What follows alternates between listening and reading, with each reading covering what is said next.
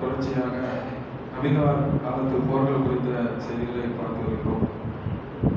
நேற்றைய தினம் அகல்போர் இதனால் ஆரம்பமாயிற்று, இதனுடைய சம்பவத்தின் காரணமாக இந்த அகல்போர் தொடங்கியது என்ற செய்தியை பார்த்தோம்.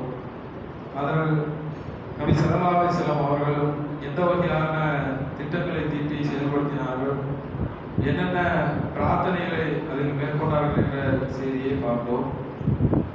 அதில் அந்த காலம் கடுமையான குளிர்காலமாகவும் இருந்த செய்தியும் நேற்றைய தினம் பார்த்தோம். அதனுடைய தொடர்ச்சியாக அவர்கள் எந்த அளவுக்கு அந்த குளிரையும் தாங்கிக் கொண்டு இன்னொரு சிரமத்தையும் அனுபவித்துக் கொண்டு அந்த பணியை செய்தார்கள் என்ற செய்தியையும் அகல்போர் சம்பவத்தில் பார்க்க முடிகிறது. புகாரில 4100வது செய்தியாக பதிவு செய்யப்பட்டிருக்கிறது. அனஸ் அவர்கள் அறிகிறார்கள், அகல் தோண்டிக் கொண்டிருக்கும் போது அவர்கள் ஒரு கையளவு வார்கோதுமையை கொண்டு வருவார்கள். அதை என்ன செய்வாங்கன்னா, கெட்டுப்போன கொழுப்போடு சேர்த்து சமைக்கப்பட்டு அது மக்களுக்கு முன் வைக்கப்படும். அப்போது அவர்கள் அதை பசியுடன் இருப்பத காரணத்தினால் என்ன செய்வாங்கன்னா, அதை எடுத்து சாப்பிடுவாங்க. அது கடுமையாக நாற்றம் அடிக்கும், அதன் தொண்டைக்குள்ளேயும் போகாது. இந்த மாதிரி ஒரு சூழ்நிலையில அகல்போருடைய சம்பவம் நடக்கும். ஒரு கடுமையான சூழ்நிலையும் கூட, அதோடு பசியும் கூட. பசியில ஒரு கையளவுக்கு வார்கோதுமையை கொண்டு வந்து ஒரு கெட்டுப்போன கொழுப்போடு சமைச்சு அதை அவர்கள் சாப்பிடக்கூடிய நிலைமையில அவர்களுடைய சூழ்நிலை இருக்கிறத நாம பார்க்கிறோம். இன்னொரு செய்தியை பார்க்கலாம். அனஸ் அபூ தல்ஹா அவர்கள் அறிவிக்கக்கூடிய செய்தி. அபூ தல்ஹா அவர்கள் சொல்கிறார்கள், எங்களின் பசியை பற்றி நாங்கள் நபி ஸல்லல்லாஹு அலைஹி வஸல்லம் அவர்களிடம் முறையிட்டோம். எங்களது வயிற்றில் ஒரு கல்லை கட்டியிருந்ததை காட்டினோம். நபி ஸல்லல்லாஹு அலைஹி வஸல்லம் அவர்களோ தங்களது வயிற்றில் 2 கற்களை கட்டியிருப்பதை காட்டினார்கள். இந்த செய்தி திருமதியில வரக்கூடிய செய்தியாக இருக்கிறது. 2293 இலக்கத்தில் பதிவு செய்யப்பட்டிருக்கிறது. அபூ தல்ஹா யார் தெரியுமாங்க? அபூ தல்ஹா ஒரு சிறந்த நபித்தோர். அவர் குறித்து புகாரில் வரக்கூடிய இன்னொரு செய்தியை உதாரணம் சொல்றேன். 1467 பதிவு செய்யப்பட்டிருக்கிறது. அனஸ் பின் மாலிக் அவர்கள் அறிவிக்கிறார்கள், அபூ தல்ஹா அவர்கள் அதிக வசதி படைத்தவராக இருந்தார் அப்படிங்க. அந்த அபூ தல்ஹா சொல்றாங்க, ரசூலுல்லாஹ் போயிட்டு வயிற்றுல கல்ல கட்டி இருக்கிறோம் பசியினால அப்படிங்க. அது மட்டுமல்ல, உம்மு சுலைம் அவர்கள் திருமணத்திற்காக அபூ தல்ஹா அப்ரோச் பண்றாங்க, கேட்கிறாங்க. அவங்க சொல்றாங்க, அந்த பகுதியிலே நீங்க தான் மிகப்பெரிய செல்வந்தர், உங்களை யார் தான் திருமணம் முடிக்கிறதுக்கு வேணாம்னு சொல்லுவாங்க. ஆனா நீங்க இஸ்லாத்தை ஏற்றுக்கிட்டா நான் திருமணம் முடிக்கிறேன். செல்வத்தை பார்க்கறாங்க. அப்ப எந்த அளவுக்கு செல்வந்தராக இருந்திருக்கிறார் பாருங்க. இந்த மார்க்கத்திற்காக எவ்வளவு தியாகம் பண்றாங்க பாருங்க. தங்களுடைய பொருளாதாரத்தை ஒட்டுமொத்தமாக திறந்து விட்டு அவர்கள் மதீனாவுக்கு ஹிஜ்ரத் பண்ணி போனதுனாலதான் அவர்களுக்கு இவ்வளவு நெருக்கடியும் கடுமையான குளிர். எதிரிகள் ஒரு பக்கம் இருக்கிறார்கள்.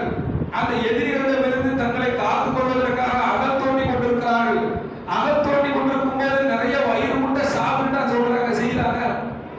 இல்ல அவர்களுக்கு அடிமைகள் இருந்தார்கள், அதை அந்த பணியை செய்வதற்கு அதுவும் கிடையாது. அபூ தல்ஹா அவர்கள் செல்வம் படைத்தவர்களாக இருந்தார்கள். அவர்கள் சொல்கிறார்கள், கடுமையான பசி இருக்கியா சொல்ல எங்களுக்கு ஏதாவது ஒரு பாருங்க. ரசூலுல்லாஹ் சொல்றாங்க, 2 கல்ல கட்டிக்கிறத காமிக்கிறாங்க. ரசூலுல்லாஹ் எப்படி பண்ணாங்க? ஹதீஜா அவர்களை திருமணம் செய்யும் போது அவர்கள் செல்வந்தர், செல்வ சீமாட்டி ஹதீஜா தானே சொல்றாங்க எல்லாருமே. அப்படிப்பட்ட செல்வ சீமாட்டியை கல்யாணம் பண்ணி தன்னிடத்தில் ஏராளமான பொருளாதாரங்களை வைத்திருந்தவர்கள் தான் நபி ஸல்லல்லாஹு அலைஹி வஸல்லம் அவர்கள். இதே சூழ்நிலையில் பசி காரணமாக 2 கல்ல கட்டிட்டு இருக்கிறாங்க அப்படின்னு இன்னொரு செய்தியை பார்க்கலாம். அதே மாதிரி வரக்கூடிய ஜாபிர்கள் அறிவிக்கக்கூடிய செய்தி, நபி ஸல்லல்லாஹு அலைஹி வஸல்லம் அவர்கள்ட்ட போயிட்டு சொல்றாங்க. என்ன சொல்றாங்கன்னா, அகல் தோண்டி கொண்டிருக்கும் போது அந்த அகல் தோண்டக்கூடிய சம்பவத்துல அந்த குழிக்கு இடைஞ்சலாக ஒரு பெரிய பாறை வந்துடுது. அது டிஸ்டர்பா இருக்கு. அப்போ அதை எப்படியாவது உடைச்சு எடுக்க முடியல, ரொம்ப சிரமப்படுறாங்க சஹாபாக்கள்.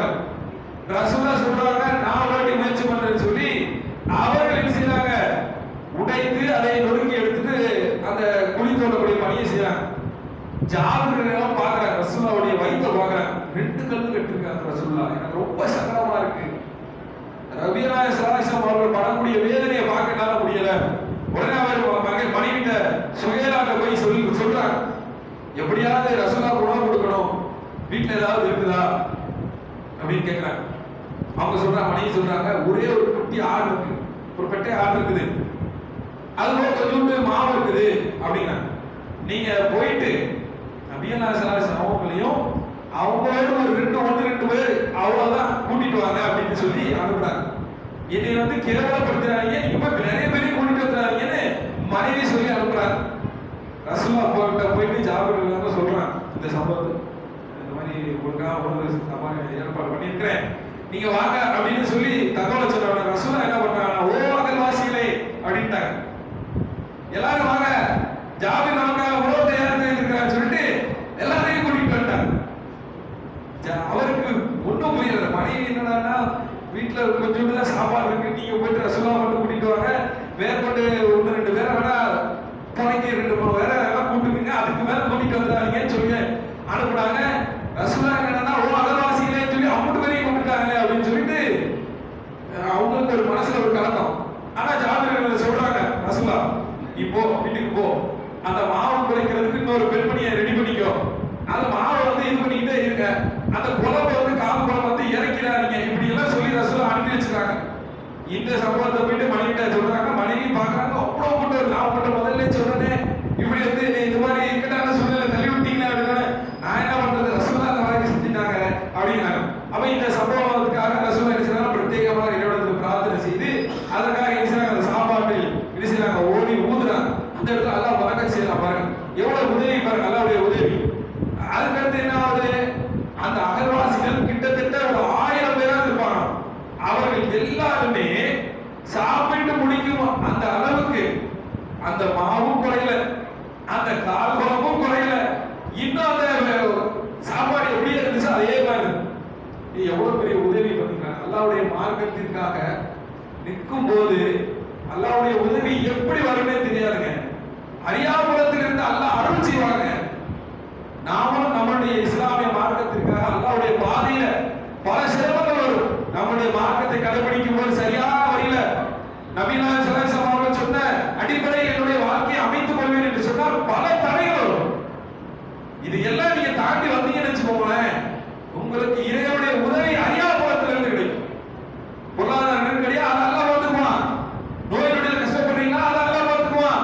பிள்ளைங்க மனைவினால ஏதாவது ஒரு பிரச்சனையா, அதையும் அல்லாஹ் சரி செய்வான். நீங்கள் மார்க்கத்தில் சரியான முறையில் பயணிக்கும் போது அதற்கான பாதையை அல்லாஹ் என்ன செஞ்சிருவான், இலகுவாக்கி கொண்டே போவான்.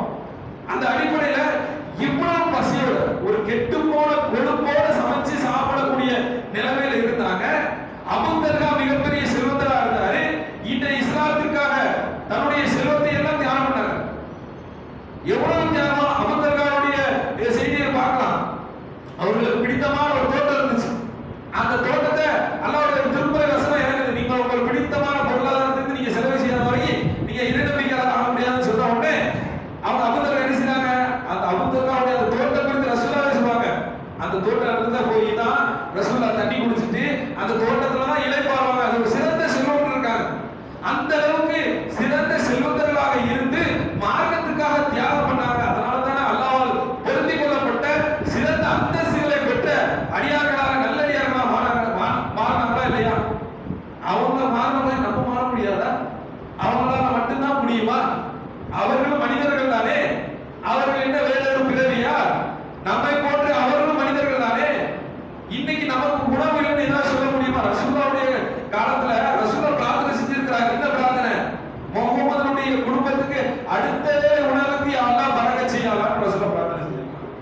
இன்னைக்கு யாராவது யா அல்லாஹ் எனக்கு ரொம்ப கஷ்டமா இருக்கு, சகருடைய சாப்பாட்டுக்கு எனக்கு உதவி செய்ய அல்லாஹ்னு யாராவது பிரார்த்தனை செய்தோமா? சகருடைய உணவுக்காக எனக்கு பரக்கத் செய்ய அல்லாஹ் எப்படின்னு பிரார்த்தனை செய்தோமா? நம்ம வீட்டுல ஒரு மாசத்துக்கு தேவையான அரிசி, இன்னும் 2 மாசத்துக்கு தேவையான பொருட்கள் இருக்கு. இவ்வளவு தரமாக அல்லாஹ் நமக்கு வாரி வழங்கி இருக்கிறார், நன்மைகளை கொடுத்திருக்கிறார், அருள்களை வழங்கி இருக்கிறார். அந்த அருளுக்கு நாம என்ன நன்றி செலுத்துறோம்? அல்லாஹ்வுடைய பாதையில மார்க்க பணிகளை எடுத்து செய்யலாம்.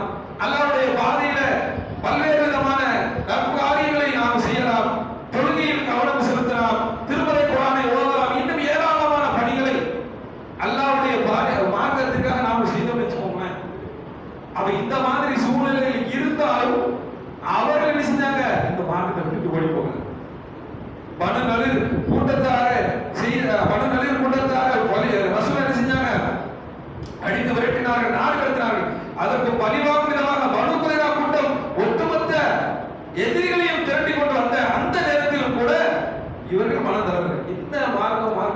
இன்னைக்கு நாம ஒரு சாதாரண ஒரு திருமண நிகழ்வுல கால் சறுக்கி விழுந்துடுறோமே, வரதட்சணையில நடக்கக்கூடிய திருமணமாக இருக்கட்டும், இல்ல வேறு விதமான திருமணமாக இருக்கட்டும், இதுதான் பரக்கத்தான திருமணம், ரசூலுல்லாஹ் இப்படித்தான் செய்தார்கள் என்று சொன்னால் அதை நாம் கடைபிடிக்க தவறிடுறோமே. அந்த ஒரு சூழ்நிலையில் நாம் தடுமாறி கீழே விழுந்துடுறோமே. ஆனா சகாபாக்கள் இவ்வளவு பசி பட்டினியிலும் இருந்தாலும், எதிரிகள் எதிரே நின்றாலும் அவர்களுடைய ஈமான் குறையவில்லை என்பதற்கு அல்லாஹ் திருமலை குர்ஆன்ல ஒரு வசனம் சொல்றான். நாம அக்கா எதிர்க்குது, அக்கா என் கூட பேசவே மாட்டேன்னு சொல்றாங்க, மச்சான் என் கூட பேச மாட்டேன்னு சொல்றாரு, இப்படி திருமணம் பண்ணலன்னா நான் அவங்ககிட்ட சொந்த பந்தத்தை உறவை முறிச்சுக்கிறேங்கிறாங்க. இப்படித்தான் நம்மளுடைய நடைமுறை இருக்கிறது. மார்க்கத்திற்காக குடும்ப உறவுகளை வளைத்துதாக கொண்டு போறோம். அந்த மாதிரி இல்லாம சகாபாக்கள் எப்படி இருந்திருக்கிறாங்க, அதற்கு உதாரணமாக அல்லாஹ் திருமலை குர்ஆன் சொல்வான், நம்பிக்கை கொண்ட கூட்டுப்படையினரை கண்டபோது இதுவே அல்லாஹ்வும் அவரது தூதரும் நமக்கு வாக்களித்தது, அல்லாஹ்வும் அவரது தூதரும் உண்மையை சொன்னார்கள் என்று கூறினார். நம்பிக்கையும் கட்டுப்படுதலையும் தவிர வேறெதையும் அவர்களுக்கு அது அதிகமாக்கவில்லை. நம்பிக்கைனா என்ன, இன்னும் ஈமான் அதிகரிச்சிச்சு. எது எதிரிகள் நிக்கிறான், வாழ்வா சாவான்னு இருக்கு, போர்க்களம், அவன் தான் நம்மளை அடிச்சா மவுத்து, நாம உள்ள போனாலும் மவுத்து, இப்படிப்பட்ட சூழ்நிலையில ஈமான் அதிகரிக்குது. நாம குடும்ப உறவுகளுக்காக, நம்மளுடைய வீட்டாருக்காக நாம் என்ன செஞ்சிடும், மார்க்கத்தை வளைத்து தெளித்து கொடுத்து நாம் அதை அனுசரிக்கக்கூடியவர்களாக இருக்கிறோம். சகாபாக்கள் மார்க்கத்தை எங்க வச்சிருந்தாங்க, உள்ளத்துல வச்சிருந்தாங்க, நாம கையில வச்சிருக்கோம். நாம தேவையான என்ன செஞ்சிடறோம், வச்சுக்கிறோம், எல்லாம் தூக்கி போடுறோம். அவர்கள் மார்க்கமா என்று வரும்போது மார்க்கம் தான், அல்லாஹ்வா தூதரா என்றால் அல்லாஹ் தூதர் தான் முதல்ல முக்கியம் என்ற நிலைமையில் இருந்தார்கள். அதுக்கு உதாரணம் தான் இந்த வசனம். அவருடைய ஈமான் இன்னும் அதிகமாச்சு என்று சொல்லக்கூடிய அளவுக்கு செய்தியை பார்க்கிறோம். இன்னும் நயவஞ்சகர்கள் அதுல எப்படி இருந்தாங்க, அதுக்கும் அல்லாஹ் வசனத்துல இறக்கிட்டான். அல்லாஹ்வும் அவனது தூதரும் ஏமாற்றத்தையும் வாக்குறுதியும் அளித்தனர் என்று நயவஞ்சகர்கள் உள்ளங்களில் நோய் உள்ளவர்கள் பேசினார்கள் கூறிய போது அவர்கள் சோதிக்கப்பட்டார்கள். ரெண்டு குடும்பம் அல்லாஹ் பிரிச்சா, அங்கேயும் என்ன செய்யலாம், அல்லாஹ் ஒரு சோதனை வச்சிருக்கிறான். எங்கெல்லாம் வந்து கூட்டமான மக்கள் இருக்கும் போது அங்க எல்லாம் பிரிப்பான், யார் நல்லவன் யார் கெட்டவன் பிரிக்கணும்ல. ஒட்டுமொத்தமா எல்லாரும் ஒரு கும்பலா இருக்கான், எல்லாருமே மூமின்கள் தான், இஸ்லாத்தை ஏத்துக்கிட்டவங்க தான் அப்படின்னு சொன்னாலும் அல்லாஹ் அந்த கூட்டத்துக்கு ஒரு சோதனை கொடுப்பான். அதுல யார் நல்லவன், அதுல யார் முனாஃபிக்கு, யார் நயவஞ்சக, யார் பின்னோக்கி ஓடுறா என்று எல்லாம் அல்லாஹ் சோதிப்பான். அப்படி சோதிக்கும் போது நாம உறுதியா நிக்கணும். சகாபாக்கள் உறுதியா நின்றாங்க. அதில் சில பேர் கலந்து போனாங்க. அவர்கள் குறித்து அல்லாஹ் சொல்றான், என்ன சொன்னா, இவர்கள் பொய்யை தான் வாக்களித்தார்கள். யாரு, அல்லாஹ்வும் அல்லாஹ்வுடைய தூதரும் என்ன செஞ்சாங்க, எங்களுக்கு பொய்யை வாக்களித்தார்கள் என்று சொல்லக்கூடிய செய்தியை பார்க்கணும். அப்ப இந்த அளவுக்கு இந்த அகல் போருடைய சம்பவம் நடக்குது. அதே மாதிரி அகல் போரின் போது உமர் பின் அல்-கத்தாப் அவர்கள் சொல்றார்கள், குறைஷின் ஏக இனமுடைய வருமானங்களை ஏசி கொண்டே இருந்தார்களாம். ஏன்னா அந்த போர் என்பது சில வரலாற்று ஆசிரியர்கள் சொல்றாங்க, ஒரு மாசம் வரைக்கும் நடந்துச்சு, 30 நாட்கள் வரைக்கும் தொடர்ச்சியா நடந்துட்டே இருந்துச்சு. இன்னும் அந்த போருக்காக அம்பு எய்கிறது, ஏன்னா இந்த பக்கம் இருந்து அம்படிக்க, அந்த பக்கம் இருந்து அம்படிக்க, இன்னொன்னு ஏன்னா நடுவில் குழி இருக்கிறதுனால அவங்க நேரடியா சண்டை போடல, அதனால பெரிய இழப்புகள் அவர்களுக்கும் இல்லை இவர்களுக்கும் இல்லை. அந்த மாதிரி சூழ்நிலையில் இருக்கும்போது அந்த அம்பு அடிச்சுக்கிட்டே இருக்கிறாங்க. அது என்ன மாதிரி போகுதுன்னா, அசர் தொழுகையை நாங்க தொழ முடியாத அளவுக்கு தாமதப்படுத்தி விட்டார்கள் என்று எதிரிகளை என்ன செய்றாங்க, திட்டிக் கொண்டே இருக்கிறார்கள் என்ற செய்தி புகாரில 596 செய்தியா பேசுகிறது. ஒரு நாள் மார்க்கத்துக்காக வாங்க, பள்ளியில வாங்க, ஜிதிமா இருக்கு, பள்ளிக்கு வாங்க, தாவா இருக்கு, பள்ளிக்கு வாங்க, பயான் இருக்குன்னா நாம வர மாட்டேங்கிறோம். ஒரு மாத காலம் ஒரு கூட்டம் நின்று அல்லாஹ்வுக்காக போராடி கொண்டிருக்கிறது என்றால் எவ்வளவு தியாகம், சஹாபாக்களுடைய தன்மை எப்படி இருந்திருக்கு பாருங்க. இதனால தான் அவங்க மிகச்சிறந்தவர்களாக இருக்கிறார்கள். நாமளும் அது போன்ற மார்க்கத்திற்காக ரொம்பலாம் வேணாம். சில நிகழ்வுகள் நடக்கும், அந்த நேரத்தை கொஞ்சம் யோசிச்சு பாருங்க. அல்லாஹ்வுக்காக நாம இந்த நிகழ்ச்சியில போய் இருந்துக்கலாமா, அல்லாஹ்வுக்காக இந்த தாவா பணியை நாம செய்யலாமே, அல்லாஹ்வுக்காக இந்த விஷயங்களை நாம செய்யலாமே யோசிக்கலாமா இல்லையா? நாம பெரிய அளவுக்கு தியாகம் பண்ண வேண்டாம், பொருளாதாரத்தை கொடுக்க வேண்டாம், உங்க உயிரை கொடுக்க வேண்டாம், உங்களுடைய மற்ற விஷயங்களை செலவழிக்க வேண்டாம், உங்களுடைய நேரத்தை கொடுங்க. ஒரு 15 நிமிடம், ஒரு அரை மணி நேரம் நம்மால நேரத்தை ஒதுக்க முடியாதா? அல்லாஹ் தந்திருக்க இத்தனை அருள்கொடைகளுக்கு நன்றி செலுத்துவதற்காக ஒரு அரை மணி நேரம் நேரத்தை ஒதுக்கி மார்க்க சொற்பொழிவுகளோ அல்லது மார்க்க விஷயங்களிலோ இறைவனுக்கான ஏதாவது ஒரு விஷயத்தில் நம்முடைய நேரத்தை ஒதுக்க முடியாதா? அப்ப இது போன்ற விஷயங்களில் நாம எப்படி இருக்கிறோம், சஹாபாக்கள் எப்படி இருக்கிறார்கள் என்பதை நாம் சிந்தித்து பார்க்க